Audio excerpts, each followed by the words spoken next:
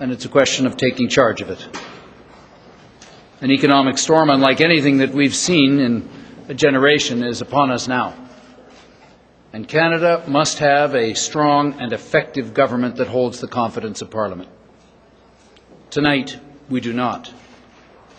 Tonight, far too many Canadians will lie awake not knowing how they're going to put food on the table tomorrow or pay the bills at the end of the month. And seniors are checking their pensions and their savings, and they're seeing the true costs of the crisis of collapsing markets. And in Canada, this recession has only just begun. Tonight, only one party stands in the way of a government that actually works for Canadians. When people look at their federal government, they want to see some leadership. But that leadership has not been demonstrated by Mr. Harper. Families who will be receiving their last paycheck needed hope. World leaders took action quickly and took bold action to stimulate their economies.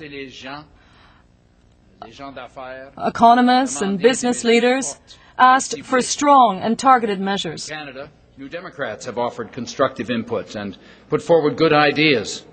On election night, I committed to Canadians and to Mr. Harper that we would work collaboratively in a new minority parliament.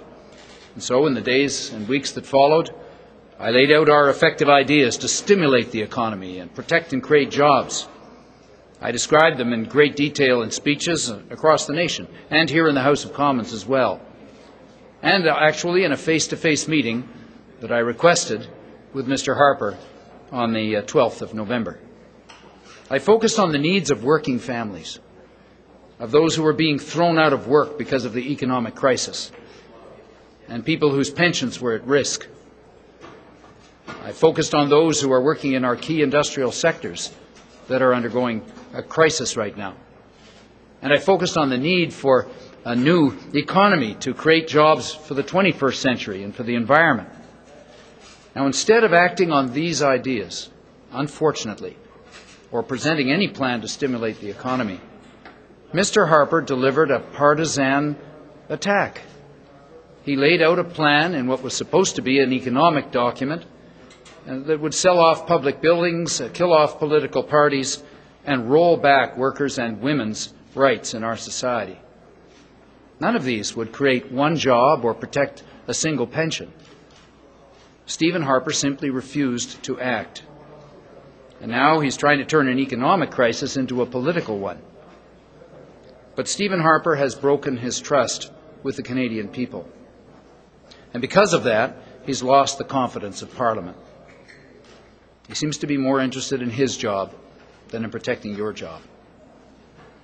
Now that's simply wrong.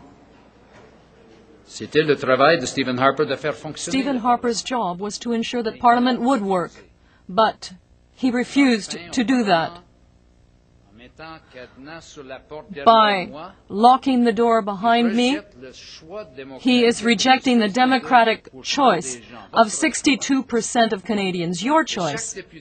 And every member of Parliament will see his right, his democratic right to express his confidence in the government refused. Every member of Parliament will be denied their vote.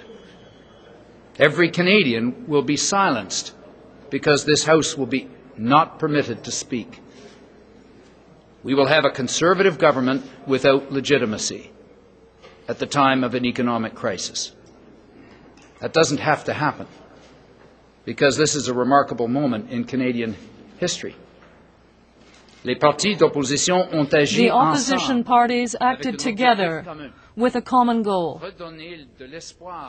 to give hope back to Canadians and help them to come through these difficult economic times. For the first time, the majority of the parties chosen by the people set aside their differences for the welfare of everyone. The majority of members of Parliament, the people's representatives, have set aside their differences for the good of Canada and for the good of every Canadian.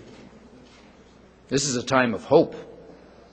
Tonight, only one party stands against the welfare of the Canadian people.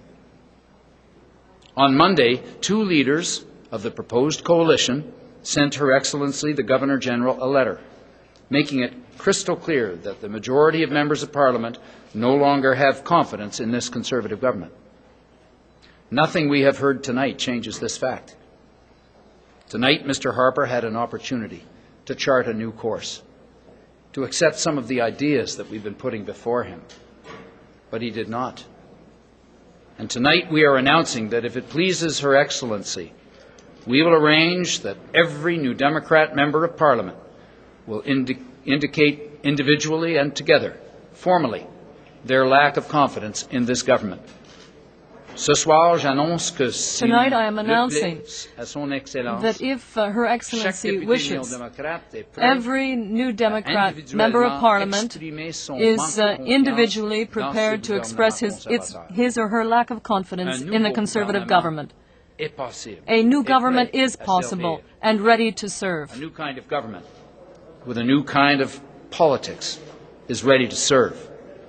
One that will put the economy and working families first. Thank you very much.